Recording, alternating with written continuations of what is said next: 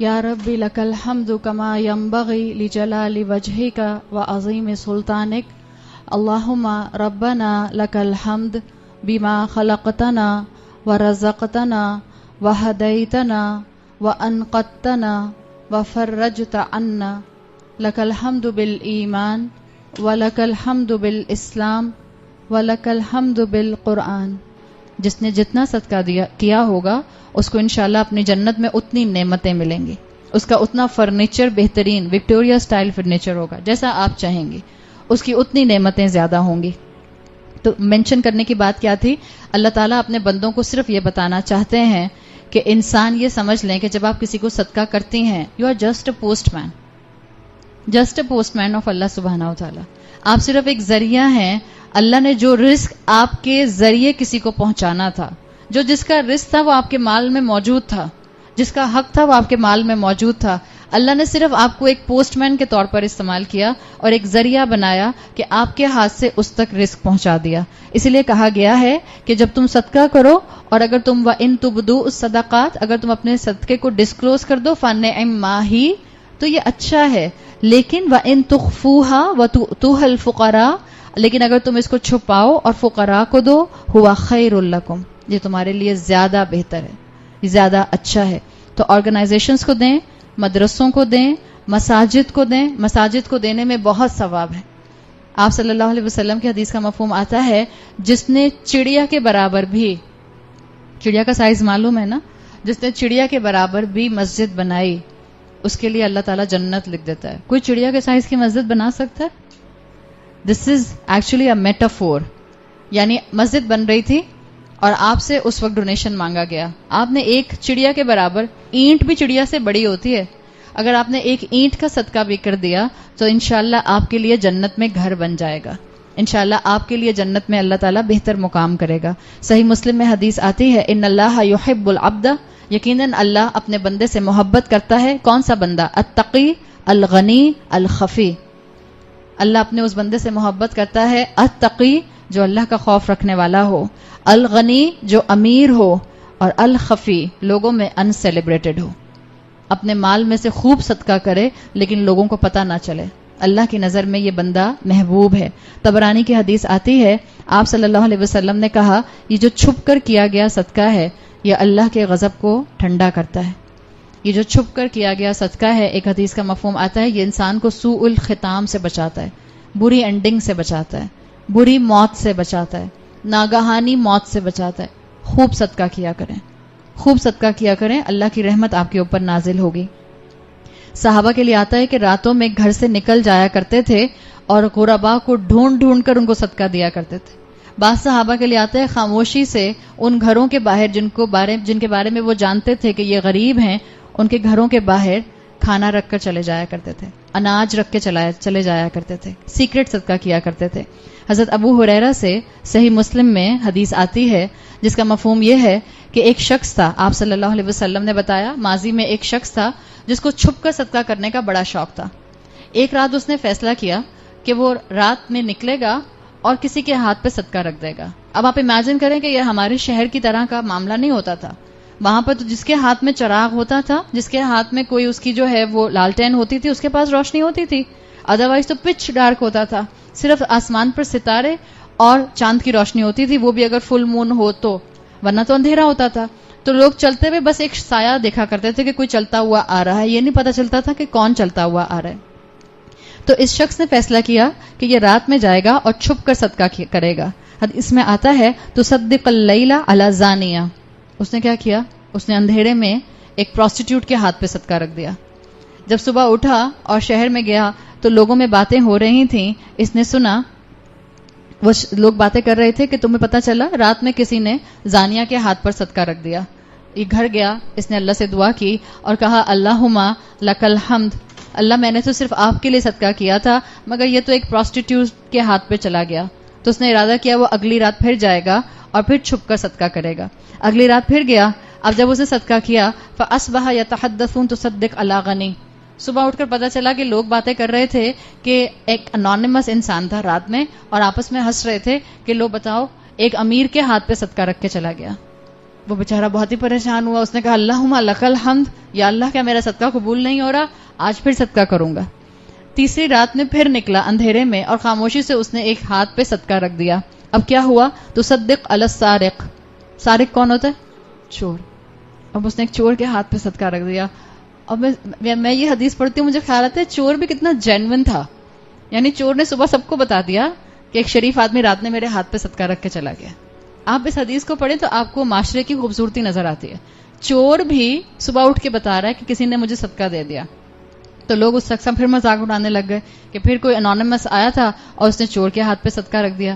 اللہم لک الحمد. یہ انسان جو تھا یہ بہت زیادہ ہی اب جو تھا وہ پریشان ہوا. اس نے کہا اللہم لک الحمد علی زانیہ و علی الغنی و علی السارق. اللہ میری چیریٹی پتہ نہیں قبول ہوئی یا نہیں ہوئی، میں نے تو 3 دن صرف آپ کی رضا کے لیے چیریٹی کی. رسول اللہ صلی اللہ علیہ وسلم کہتے ہیں کہ اللہ تعالیٰ نے ایک فرشتہ اس کو بتانے کے لیے بھیجا کہ تم نے جو بھی صدقہ کیا، زانیہ کو، غنی کو اور چور کو، قبلت، سب قبول کیے گئے. اس لیے کہ آپ صلی اللہ علیہ وسلم کہتے ہیں کہ زانیہ کے ہاتھ پہ اس نے صدقہ رکھا، کیا پتا اس کا پیور مال، اس کا پاک مال اس زانیہ کو توفیق دے دیتا کہ وہ زانیہ آئندہ اپنے اس پروفیشن کو چھوڑ دیتی. غنی کے ہاتھ پہ صدقہ رکھا، وہ تو خود غنی تھا تو وہ غنی اس کو فردر صدقہ کر دیتا تو اس شخص کو دوہرا ثواب ملتا. چور کے ہاتھ پہ صدقہ رکھا تو کیا پتا چور کو احساس ہو جاتا کہ میرے پاس مال کمانے کے لیے چوری کے علاوہ بھی آپشن ہے. جب اللہ رزق دینا چاہتا ہے تو خاموشی سے ایسے ہی پکڑا دیتا ہے. تو یہ ایک طریقہ کار تھا. آپ نے زین العابدین کا نام سنا ہے، رسول اللہ صلی اللہ علیہ وسلم کے گریٹ گرینڈ سن. زین العابدین کے لیے مشہور تھا کہ ان کی موت کے بعد یہ بات ڈسکلوز ہوئی جو کتابوں میں ملتی ہے کہ ہر رات تقریباً 100 گھروں کے باہر مدینہ میں کوئی نہ کوئی کھانے کی چیز چھوڑ کر آ جایا کرتے تھے. بعض دفعہ بڑی بڑی بوری اناج کی اٹھا کے کسی غریب کے گھر کے باہر رکھایا کرتے تھے. وہ تو جب ان کا انتقال ہوا اور ان کو غسل دیا گیا تو ان کے شولڈرز کے اوپر بوری اٹھانے کے، بوجھ اٹھانے کے نشانات سے پتہ چلا. اور جب پھر ان کی موت کے بعد وہ 100 گھروں کے باہر راشن آنا بند ہو گیا تب لوگوں کو پتہ چلا کہ یہ زین العابدین تھے. صدقہ کیجیے، آپ کی زندگیوں کی مشکلات دور ہو جائیں گی. ہم سٹریس میں ہیں، ہمارے بچے ڈپریشن میں ہیں، ہمارے گھروں میں سکون نہیں ہے، ہمارے گھروں میں جھگڑے ہیں، ہمارے گھروں میں بہن بھائیوں کی لڑائیاں ہیں، ہمارے گھروں میں وراثت کے مال پر خوب لڑائیاں ہیں. صدقہ کیجیے، اللہ کی رحمت انشاءاللہ آپ کے گھر پر نازل ہوگی. عبداللہ بن مبارک کے لیے آتا ہے کہ سیکریٹلی لوگوں کے ڈیپٹ جو تھے وہ ادا کر دیا کرتے تھے اور مینشن نہیں کرتے تھے. لوگوں سے جب ملتے تھے جن کے قرض اتارتے تھے تو بعد میں بالکل ایسے پریٹینڈ کرتے تھے کہ آپ بڑے دن سے آئے نہیں، کہاں تھے آپ. ان کو مینشن ہی نہیں کرتے تھے کہ انہوں نے ان کی مشکل دور کر دی. ابو مسعود کہتے ہیں کہ جب صدقے کی آیات قرآن میں آتی تھیں تو ہم پورٹرز بن جایا کرتے تھے. مسلمان اتنا صدقہ کرتے تھے، گھروں سے بوریاں کی بوریاں صدقہ کیا کرتے تھے کہ ہم پورٹرز بن جاتے تھے. ہم صدقہ یہاں سے وہاں لے کے جاتے تھے. آپ صلی اللہ علیہ وسلم نے کہا 2 طرح کے لوگوں پر رشک کی اجازت ہے. ایک وہ جس کو اللہ نے علم دیا ہو اور وہ اللہ کے راستے میں اس کو آگے بتائے اور رات میں عبادت کرے، اور دوسرا اس انسان پر رشک کرو جس کو اللہ نے مال دیا ہو، پاک مال دیا ہو، اور وہ اللہ کے راستے میں خوب خرچ کرے. آپ اور میں ان دونوں کیٹیگریز میں آ سکتے ہیں، اس لیے کہ اللہ نے الحمدللہ مال بھی دیا ہے اور اللہ نے تعلیم کے لیے بھی عقل اور شعور دیا ہے. کیوں نہ ہم ان دونوں کیٹیگریز کے اندر آ کے اللہ کے محبوب بن جائیں تاکہ آنے والی نسلوں کے لیے ہم بہترین رول ماڈل بنیں. حضرت ابو بکر کا لوگ مذاق اڑاتے تھے جب انہوں نے حضرت بلال کو امیہ بن خلف سے آزاد کرا لیا تھا. اس لیے کہ امیہ بن خلف نے جب حضرت ابو بکر سے یہ کہا کہ میں تمہیں اتنے میں یہ دوں گا غلام، ابو بکر نے کہا ٹھیک ہے میں خرید لوں گا. امیہ بن خلف نے حضرت بلال کے سامنے کہا تم مجھ سے فری میں بھی مانگتے تو میں یہ دے دیتا، اتنا ناکارہ آدمی ہے. لیکن ابو بکر کمزور لوگوں کو آزاد کیا کرتے تھے. مکہ کے لوگ حضرت ابو بکر کا مذاق اڑاتے تھے. اللہ تعالیٰ نے ان کے لیے سورہ لیل میں آیات نازل کی، الا ابتغاء وجہ ربہ الاعلی ولسوف یرضی. اللہ کا بندہ جب دیتا ہے تو وہ لوگوں کی واہ واہ سننے کے لیے نہیں دیتا، وہ صرف اللہ کی رضوان کے لیے دیتا ہے، اللہ کی رضا کے لیے دیتا ہے. آپ صلی اللہ علیہ وسلم سے کسی نے پوچھا بہترین صدقہ کیا ہے؟ آپ نے فرمایا انت صدقہ، کہ تم صدقہ کرو، وانت صحیح، جب تم مکمل صحت یاب ہو، حریص، تمہیں دنیا کی لالچ ہو یعنی تمہاری جوانی ہو اور تمہارے اندر اپنی خواہشات اور اپنی امنگیں ہو، تعمل الغنا، تمہارا خود دل کرے کہ تم امیر بن کے رہو، وتخش الفقر، اور جب تم کو خود فقیری کا ڈر ہو.